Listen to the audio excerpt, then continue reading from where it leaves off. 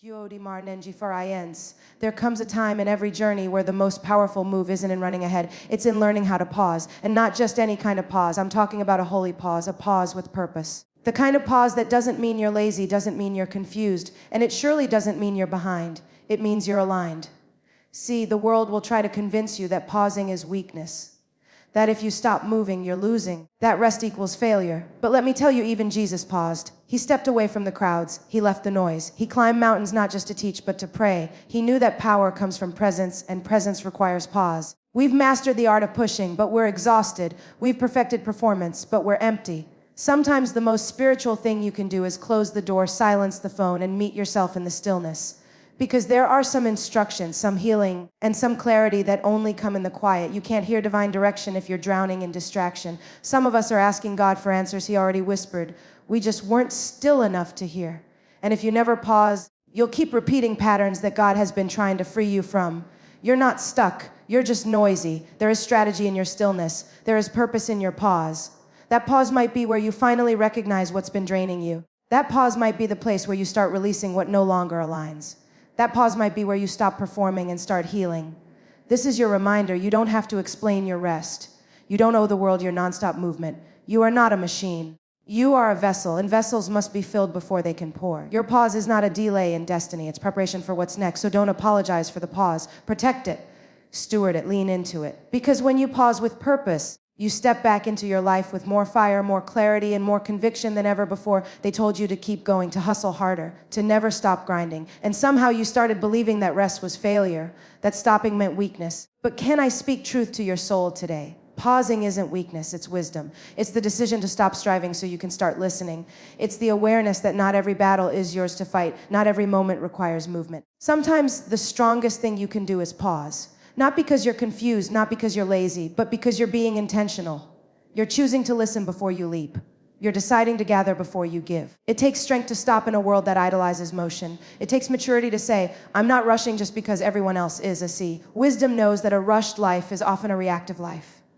When you never pause, you make decisions out of fear, out of pressure, out of exhaustion, and that's not alignment, it's survival. But when you pause with purpose, you begin to discern what's really for you. You start responding instead of reacting. You move from panic to peace. God never intended for you to live burnt out and barely breathing. But you've been measuring your worth by your pace. You think if you're not running, you're losing. If you're not producing, you're invisible. But beloved, you are more than your output. You are not a machine, you are a miracle, and miracles take time. Miracles require space. Miracles need pause. The truth is, many of us avoid pausing because we're afraid of what the silence will say. We've kept moving so we wouldn't have to feel, to grieve, to process.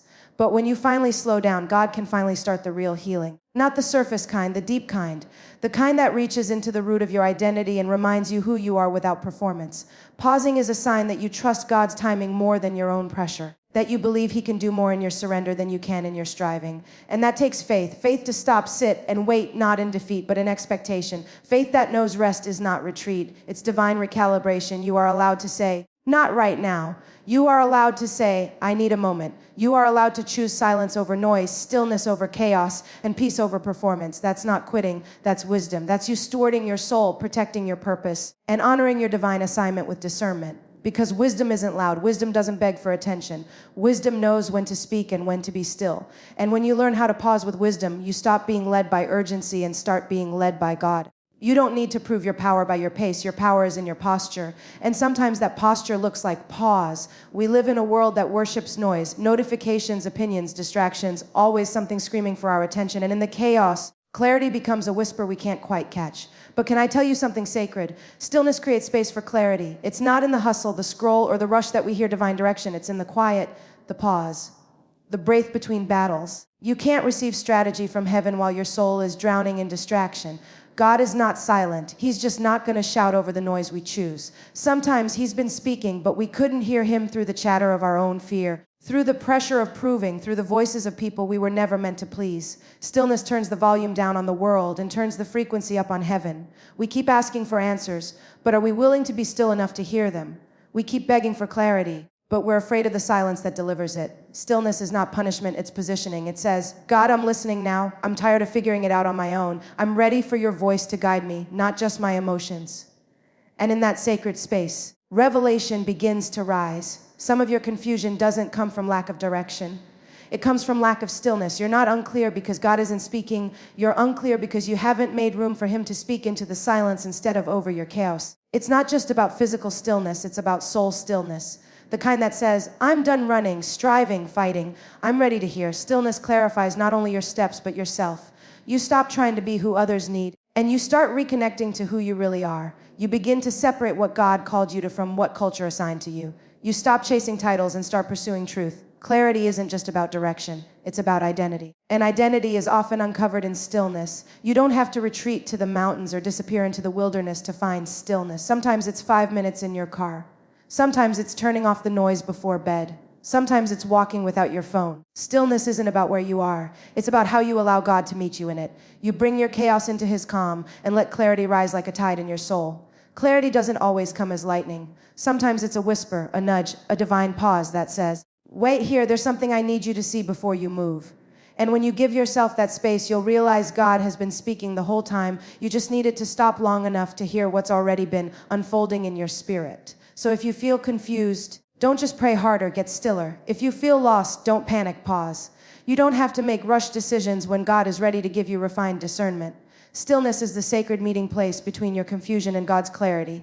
And in that place, the fog begins to lift and your next step becomes clear. You've been showing up for everybody, pouring into people who never asked how you're doing, smiling when your soul is weary, praying for others while you cry yourself to sleep. And while your heart is genuine, your cup is running dry. You can't pour if you're empty. That's not selfishness. That's stewardship. That's not weakness. That's wisdom. It's knowing that God never asked you to carry what you weren't called to hold. You're not a savior. You're not a solution for everybody's chaos. You're a vessel. And vessels were made to be filled before they can be poured out. But we've been trying to serve on an empty tank, trying to love with an empty heart, trying to lead with an empty spirit. And the result, burnout masked as faith, exhaustion dressed up as obedience. There's a difference between sacrifice and self-neglect. Some of us have been confusing the two. We think being holy means being drained. We think being spiritual means saying yes to everything, even when it costs us our peace. But true obedience begins with listening to the voice of God that says, come rest with me. It begins when we stop finding value in being busy and start finding healing in being filled. Sometimes God allows everything to go quiet not to punish you, but to refill you, because he knows you've been running on fumes, and he loves you too much to let you serve from a place of depletion. You were never meant to live in survival mode. You were designed to live full, whole, restored, and when you start prioritizing that wholeness, you start pouring from overflow, not from lack. And I know you've been afraid to rest because people need you. They depend on you. But the best version of you isn't the exhausted version. It's the empowered version, the one who took time to breathe, to pause. To heal, you don't have to prove your value by being constantly available. You prove your value by knowing your worth and guarding it with wisdom. You matter too. Your soul matters, your health matters, your peace matters. The same care and compassion you give to others, you deserve to receive it too. Don't wait until your body breaks down, your spirit burns out, or your mind shuts off to realize that you needed to be filled again. Prevention is powerful. Rest is protection. Jesus didn't heal the whole world in one day. He wasn't in a hurry and he didn't live exhausted. He poured with purpose and then he pulled away to rest, to pray. To be alone, that's your model, not burnout, but balance, not constant yeses, but intentional obedience, not depletion, but divine rhythm. So if you're tired, stop apologizing for needing time. If you're empty, stop faking like you're fine. Your power is not in pushing through. It's in pausing long enough to be renewed. You're not meant to pour what you don't have. You're meant to carry what he fills. And he can't fill a cup that refuses to be still. We expect God to speak through thunder, through flashing lights, booming voices, and big moments. But more often than not, God doesn't shout, he whispers. And if we're not quiet enough, still enough, surrendered enough, we'll miss what he's trying to say. We'll keep asking for answers when he's already been speaking, just not in the way we expected. There's something sacred about silence. It's uncomfortable at first, especially when you've been conditioned to believe that noise means progress. We're used to filling every space with sound phones, voices, thoughts, movement. But God often waits until you run out of words, until the room is quiet, until your spirit is hushed, and then he speaks, not with chaos, but with clarity, not with volume, but with weight. The silence isn't empty, it's holy. And sometimes it's not that God hasn't responded. It's that you're surrounded by too much distraction to hear what he's been saying all along. We expect him to respond to our urgency, but God responds to our intimacy. When you make room, when you lean in, when you finally stop trying to fix it all and just listen, that's when his voice becomes unmistakable. We've been taught that silence means abandonment, that God is far away when we can't hear him. But what if he's actually closer than ever in the quiet? What if the silence is not his absence, but his invitation? What if he's drawing you into stillness so he can deposit something sacred that you wouldn't have noticed in the noise? Silence is not punishment, it's preparation. When you're silent, your spirit becomes sensitive. You start discerning the subtle nudges. You start recognizing the peace that follows certain decisions and the tension that follows others. In silence, God doesn't just speak to your situation, he speaks to your identity. He reminds you who you are when the applause fades, when the followers are gone, when the pressure lifts. There are things that only stillness will reveal. Wisdom that only silence can unlock. Healing that only happens when you stop performing and start listening. We keep looking for signs, for confirmations, for doors to open. But sometimes the greatest miracle isn't what changes outside of us. It's what awakens within us when we finally hush the world and tune into his voice. Don't underestimate what God can do in the quiet seasons, in the pauses, in the lonely hours when it feels like nothing is happening. Those are often the places where he does his most important work. Character is shaped in silence. Confidence is reborn in silence. Vision is restored in silence. God doesn't need noise to be powerful. He just needs your attention. So if you feel like God is quiet right now, don't panic. Don't fill the silence with fear. Lean in, go still. He's speaking, he's guiding, he's planting seeds that will grow into wisdom, into boldness, into divine direction. But you have to be willing to meet him in the silence, because that's often where transformation begins. We often think of purpose as nonstop motion. Keep building, keep pushing, keep grinding. But real sustainable purpose doesn't just require movement, it requires rhythm. And in every holy rhythm, there is rest. Not as an interruption to purpose, but as an essential part of it. Rest isn't just something you take when you're tired. It's something you schedule when you're wise. When God created the world, he didn't need to rest, but he chose to rest. On the seventh day, he paused. Not because he was weary, but to show us what wholeness looks like. Purpose isn't proven by how tired you are. It's reflected in how whole you are while you walk it out. If the Creator modeled rest, why do we feel guilty for following his lead? Rest reminds you that you are not your performance. You are not your productivity. You are not your numbers or your results. You are God's child first and always. And children don't earn love, they receive it. Purpose without rest will always turn into pressure. It will move from joy to obligation. But when rest is part of your rhythm, your purpose becomes sustainable, peaceful, powerful. Some of us are walking around spiritually dizzy, not because we're off path, but because we've been moving without rhythm. No balance, no breath, no pause. We've been so busy doing that we've forgotten how to be. But rest brings you back into alignment. It slows the chaos. It calms your soul. It gives God room to whisper fresh revelation into your spirit. Rest doesn't mean you're done. It means you're making space to continue. When you rest, you reset your vision. You heal from invisible bruises. You return to the why behind the what. You allow your spirit to catch up with your body. Without rest, you'll confuse motion for direction. But when you rest with intention, you realign with what truly matters. And I know rest can feel risky, especially when you're the one everyone depends on. But here's the truth: you can't lead well when you're leaking. You can't bless others when you're barely breathing. You don't have to earn your way into divine favor. You already have it. And resting doesn't make you irresponsible. It makes you resilient. Rest is where God meets you, in the stillness, in the surrender. It's where he reminds you that you're not holding the world together. He is. It's where he restores what you didn't even know was breaking. Purpose is beautiful, but purpose without rest will eventually break you. So when you pause, don't see it as weakness. See it as worship. Your rhythm doesn't have to look like anyone else's, but it must include rest, because rest is not lazy. It's not quitting. It's the sacred act of saying, God, I trust you more than I trust my hustle. I trust that what's mine will not pass me by. I trust that even in stillness, you're moving. Purpose has a rhythm, and that rhythm always includes rest. We keep going because we're afraid of what we'll feel if we stop. We keep serving, posting, calling, pouring, because movement makes us feel useful, and usefulness makes us feel wanted. But here's the truth we often avoid when you pause. What's unhealthy starts to surface. The toxic attachment, the unspoken fear, the relationship we were never meant to stay in. All of it gets louder in the quiet. See, as long as you're distracted, you don't have to deal. You don't have to deal with that friendship that's draining you, that job that's suffocating you, that relationship that's feeding your insecurities more than your purpose.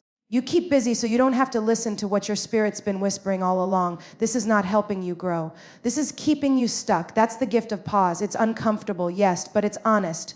It exposes what you've been excusing. It reveals what you've been romanticizing. It gives you clarity about what's no longer in alignment. The people who only love you when you're needed. The habits that numb you instead of heal you. The cycles that are wrapped in convenience but covered in compromise. When you pause, you start hearing truth more clearly. You start recognizing that what you called loyalty was really fear. That what you called love was really obligation. That what you called stability was really just settling. The pause shows you what you were attached to. Not because it was good, but because it was familiar. And that truth hurts at first, because letting go is never easy, especially when you've tied your identity to what's toxic. But pause isn't just about stopping your schedule. It's about resetting your soul. It's about unhooking from anything that's been slowly robbing your joy, your clarity, your calling. You'll never hear God clearly if your ears are still tuned to validation that doesn't come from Him. Sometimes God lets the noise die down not to punish you, but to protect you, to pull you away from what you thought you needed, so you can see what's been weighing you down. That pause isn't a delay, it's a detox. It's heaven's way of saying, you've had enough of that. Now come and sit with me. The pause helps you question what you've been tolerating.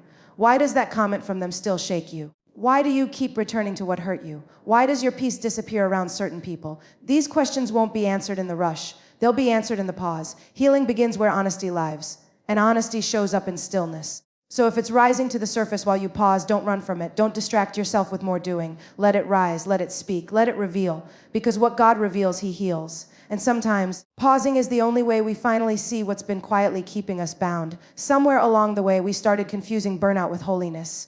We were taught that the more tired you are, the more spiritual you must be. That the more drained you feel, the more devoted you must be. But I came to tell you today, you are not less spiritual for needing a break. In fact, your need for rest may be the exact sign that you've been pouring too much without receiving enough.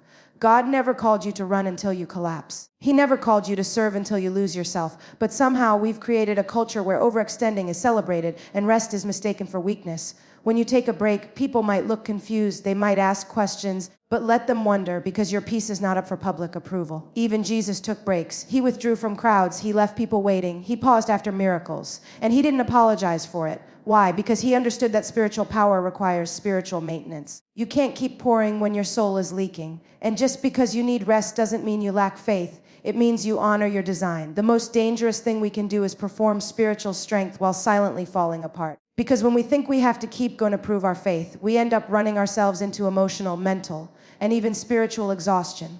But hear me, God is not more impressed with your hustle than your health. He's not more pleased with your constant availability than your quiet obedience. Taking a break doesn't mean you're stepping away from your calling.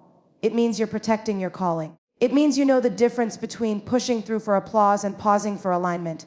It means you recognize that even the strongest people need a place to breathe, to recover, to cry, to remember who they are again. We think spirituality is in our doing. But some of the most spiritual moments come in the stillness, in the journaling, in the quiet prayers, in the naps you take without guilt, in the boundaries you set without shame. Your relationship with God is not based on how busy you are. It's based on how surrendered you are.